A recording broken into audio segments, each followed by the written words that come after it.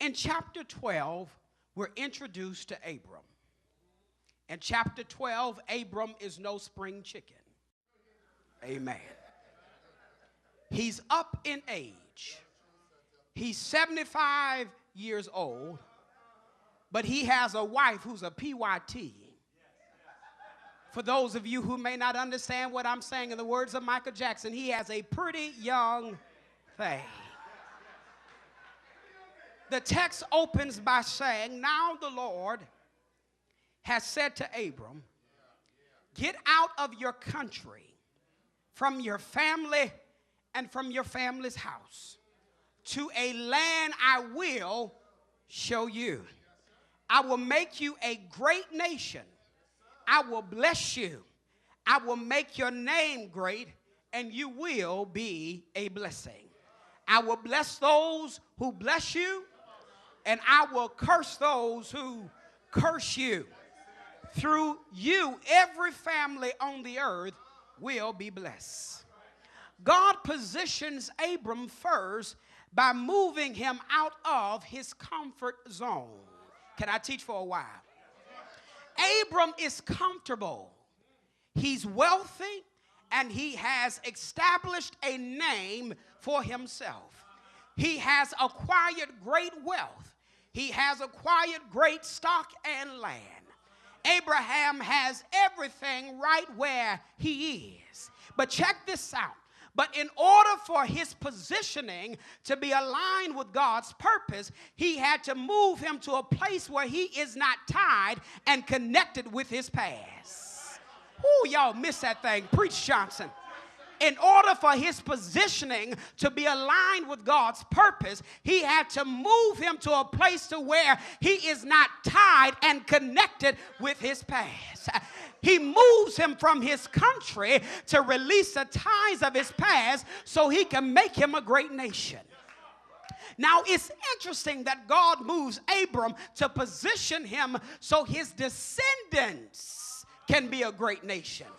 He moves him so his descendants can be a great nation. Catch this. He's 75 years old. Don't miss that. After the flood, people stopped living 900 years. They stopped living that long. God granted them a maximum of 120 years.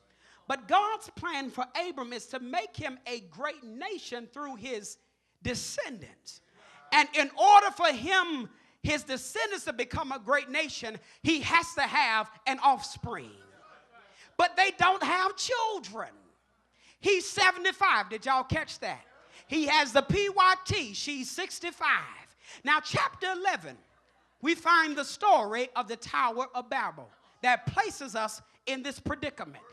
It's here when men wanted to be like God and make a tower that will reach the heavens. God saw their wicked ways, and he came down from heaven, confused their languages, and scattered them across the world. Now, in the beginning of chapter 11, the text says that the whole earth had one language and one speech. You understand?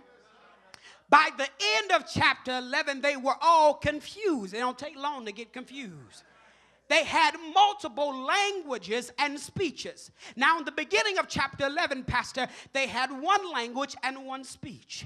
But by the time we get to chapter 12, God speaks to Abram and tell him that through him there will be unity once again.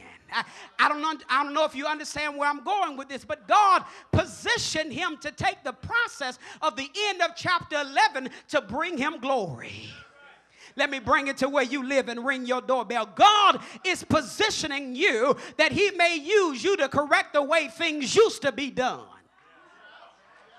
This is a prophetic word for somebody.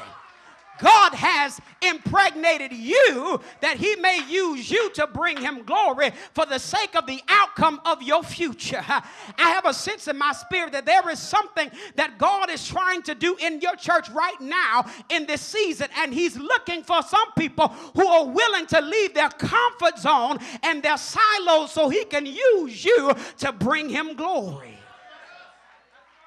God could not use Abram where he was, but he had to move him and for positioning to take him where he needed to be. Now, don't miss that. In your positioning, God says, I will bless those who bless you. I will curse those who curse you. Through every family on the earth, you will be blessed. There it is again. I see favor in the text. I see favor in the text. My brothers and sisters, please note that people cannot do anything to you that God does not allow or permit. People can talk all they want to about Praise Tabernacle. But when God's hand is upon you, you are a force to be reckoned with. When God's hand is upon you, he will bless those who bless you, and he will curse those who curse you. And that's why you have to be careful how you treat people, because your blessing is attached to the attitude towards others while you're still in your pregnant process. And that's why God told David, touch not my anointed and do my prophet no harm.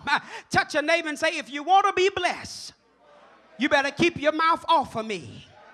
You have to watch what you say and what you say to people, because the enemy is so sneaky that he can have you to start talking, and before you know it, you have talked yourself out of the favor of God, because life and death is in the power of your tongue.